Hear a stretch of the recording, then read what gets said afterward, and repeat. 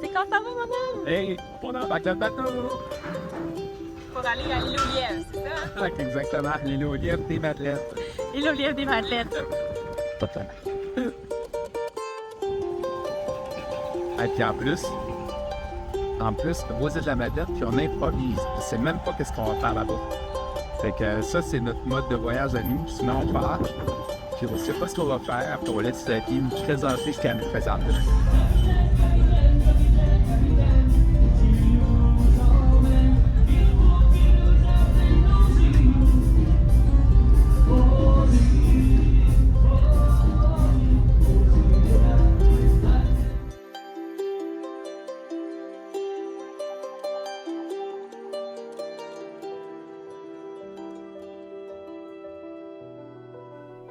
On vous invite à partir à l'aventure avec nous dans la plus belle région du monde, l'Est du Québec. Au cœur de ces paysages grandioses, on rencontre des passionnés de plein air qui nous partagent leur amour pour la nature.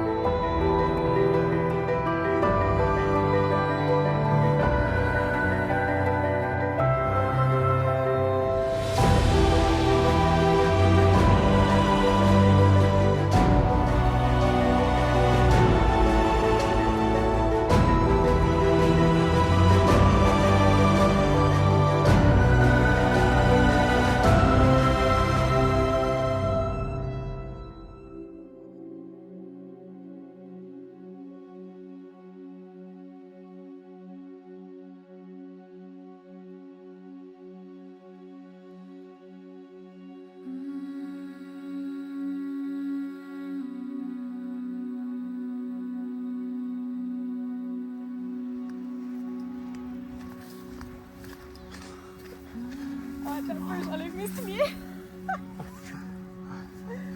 Moi aussi.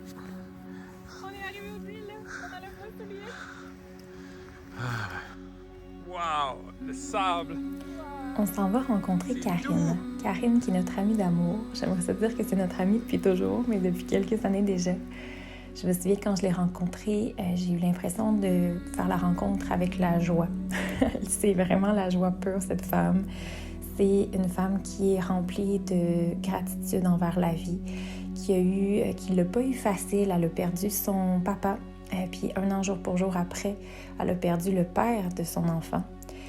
Puis cette femme-là a choisi la vie. Elle a choisi de savourer la vie, d'être dans la gratitude de tout ce qui était là, puis de vivre pleinement cette vie-là. Cette femme-là, c'est l'exemple même de la résilience, de la confiance en la vie, malgré tout. Tu sais, aux îles, quand on est mariés, quand vous êtes arrivés, vous avez vraiment senti comment on dirait que le temps s'arrête. Tu sais, il y a quelque chose qui est ground, fait vraiment un ancrage.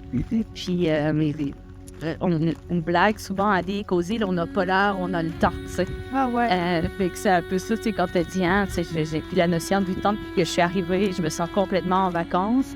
C'est vrai qu'il y a ça, il y a cette énergie-là, pour plein de raisons. Par contre, c'est sûr qu'aux îles, quand nous, on est dans notre train-train quotidien, qu'on travaille, bien, hein, la vie, elle est active quand même. Là, même si on sort, on a des trucs. Puis ici, à l'île d'entrée, c'est drôle. Moi, ça me fait cet effet-là quand vous arrivez aux îles. Comment ça vous appelle?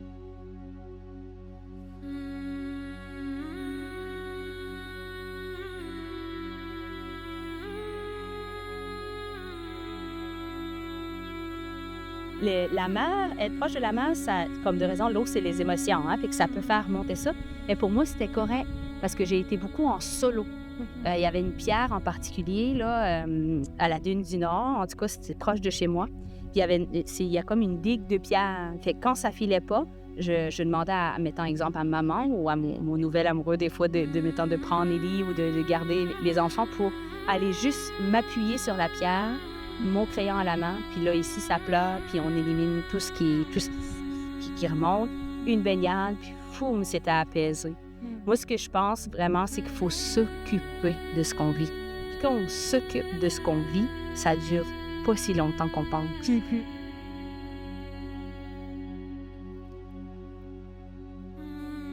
Ce que je réalisais, c'est que je prenais le moment, puis après ça, ben, j'avais peut-être 80% de ma journée qui était belle.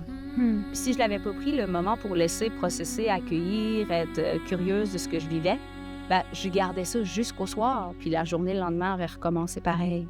Fait que de me permettre d'aller vivre ce moment-là, ça embellissait finalement. Puis c'est drôle parce que l'humain a peur de vivre ce qu'il y a à vivre. Puis là, on le vit pas, puis on met le couvert sur le presto. Ça impacte tout le reste de la journée parce qu'on garde ça dans des boîtes.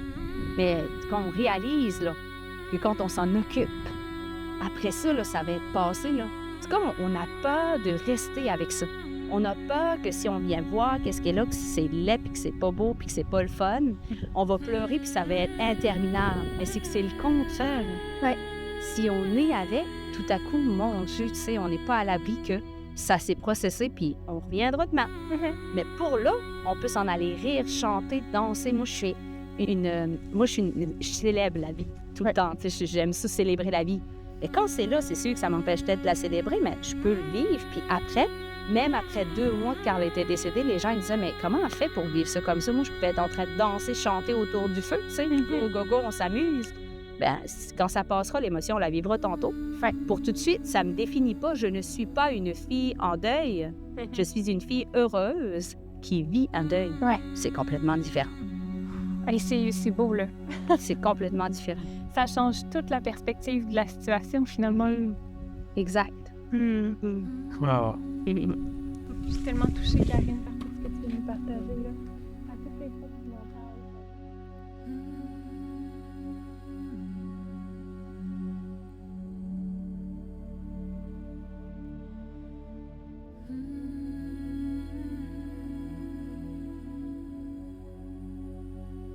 Qu'est-ce qu'on mange à l'île d'entrée?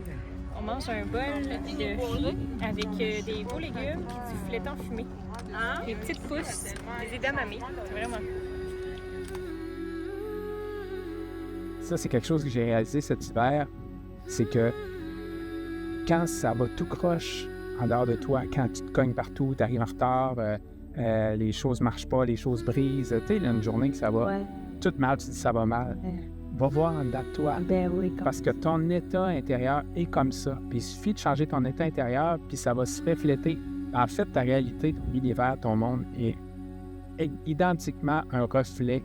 C'est un miroir de ce qui se passe en dedans de toi. Donc, arrête de blâmer les autres, arrête de blâmer l'extérieur, les causes, les effets. Vas-y avec en dedans de toi, change ça, puis du moins, ça va te mettre dans un état de paix face à ce qui t'arrive.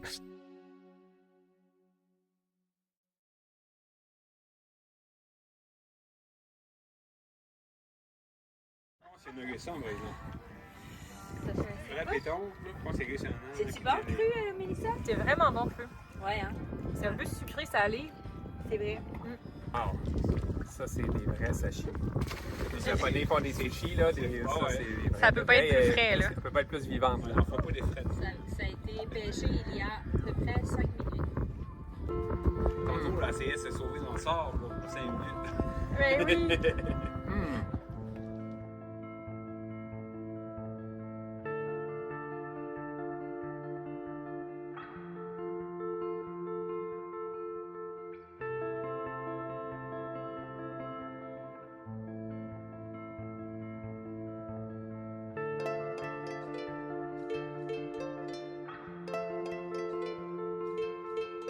Je pense que justement, les excursions en kayak de masse, ça aide beaucoup pour sensibiliser. On voit vraiment des effets concrets des changements climatiques. Par exemple, juste devant nous, on a une bonne partie de falaise, les plumes s'est écroulé il y a quelques semaines.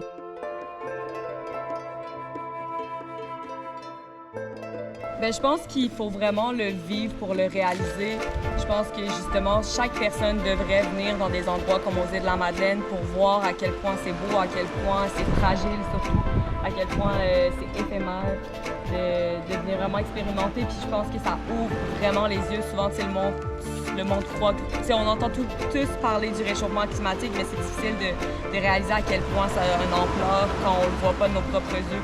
Donc, je pense que ça vaut vraiment la peine de justement se déplacer et venir voir dans des milieux comme ça pour réaliser à quel point c'est fragile puis à quel point c'est nécessaire de faire des efforts chacun. Ça vaut la peine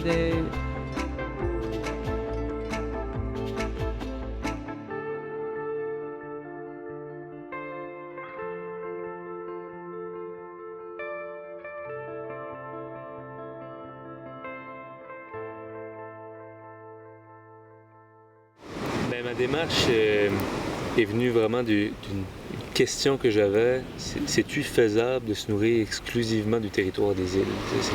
De nos jours, fut un temps que les gens le faisaient beaucoup plus, mais aujourd'hui, c'est-tu faisable? Puis au départ, je cherchais quelqu'un qui serait game de le faire. Puis j'allais suivre avec tout mon gear audiovisuel pour le filmer. Cette personne-là qui ferait le défi. Puis j'ai pas trouvé personne. Et je me suis dit, ça m'intéressait tellement que je me suis dit, OK, je vais me préparer puis je vais me lancer moi-même dans l'aventure. De me nourrir juste des produits, même pas rien de transformé aux îles, vraiment des aliments qui viennent des îles qui ont été élevées, qui ont été chassées, qui ont été pêchées ou cultivées sur le territoire. Puis que là, au cours d'une génération ou deux, là, les gens achètent dans les supermarchés, puis commandent en ligne, puis n'ont pas besoin de faire pousser rien, n'ont pas besoin de pêcher, n'ont pas besoin de chasser, n'ont pas besoin de rien du tout. Mais c'est sûr que ça ne se passe pas à la prochaine génération quand tu ne l'as pas appris de la précédente. Et moi, c'est plus ça que j'essaie de mettre en valeur. Tu sais. C'est pas normal que moi, qui habite aux îles, je ne sois pas capable de nourrir du territoire, alors que les gens l'ont toujours fait en même. Quand on participe de A à Z à faire une chose aussi importante que se nourrir, je vais m'expliquer, là, mais il n'y a pas place vraiment beaucoup à la dépression. Parce que ce qu'on a besoin comme être humain, c'est principalement de l'amour, des contacts avec d'autres êtres humains, être dehors. Puis, exemple, je donne juste nos jardins collectifs, mais je vais faire pousser des légumes avec 9 autres individus que j'apprécie. Une fois par semaine, on se retrouve, c'est un peu notre messe. Ouais. À tous les dimanches, on se retrouve, puis on fait pousser nos légumes. Et moi, je suis dehors, je prends du soleil, je travaille, je vois des gens, puis c'est vraiment une good vibe. Puis c'est pas genre un trip hippie autour d'un tipi wannabe spirituel, là. C'est vraiment comme on est là, puis on a les mains dans la table, puis on travaille, puis on fait pousser notre bouffe. Puis concrètement, j'ai pas besoin d'antidépresseurs, tu sais.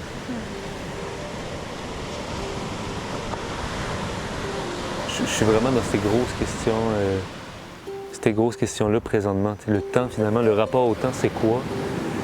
Puis quand on veut sauver du temps, mais dans le fond, pour faire quoi? Pour faire quoi de mieux? Ou le temps qu'on passe à travailler pour avoir de l'argent pour acheter des légumes au lieu de travailler à faire pousser des légumes. On s'en va prendre le bateau, on retourne chez nous. Ça fait longtemps qu'on n'a pas visité nos maisons. Et qu'on a fini ces 10 épisodes pour la série Sagesse et Montagne. Ça a été vraiment une belle aventure. Quel été, wow, à visiter ces endroits magnifiques. On a tellement fait des belles activités. On a rencontré des personnes absolument merveilleuses. On vit vraiment dans la plus belle région du monde. Puis qu'on a pris conscience finalement après toutes ces aventures-là puis tous ces endroits visités-là, c'est qu'au final, ce qu'on apprécie le plus, c'est les moments où on fait rien. Les moments où on est juste là à être dans la nature, à pas trop avoir de choses dans l'horaire, dans le sens que les journées les plus savoureuses, là, c'est vraiment les journées où on était avec on suivait le flot de notre énergie, de la température, là, puis on se laissait guider plus avec ce qui était là, sans avoir quelque chose de prévu, sans avoir à faire une activité spécifique là, en soi. Vraiment, je vous mets au défi de faire ça dans votre vie, de voyager sans rien prévoir, juste laisser émerger ce qui se présente. À chaque fois que nous, on fait ça, la vie nous présente vraiment des situations qui sont complètement inattendues, mais tellement merveilleuses. À chaque fois, ça nous surprend positivement. Avec au plaisir de vous croiser dans le bas du fleuve, à cette heure. Vraiment, vraiment. À bientôt. À bientôt.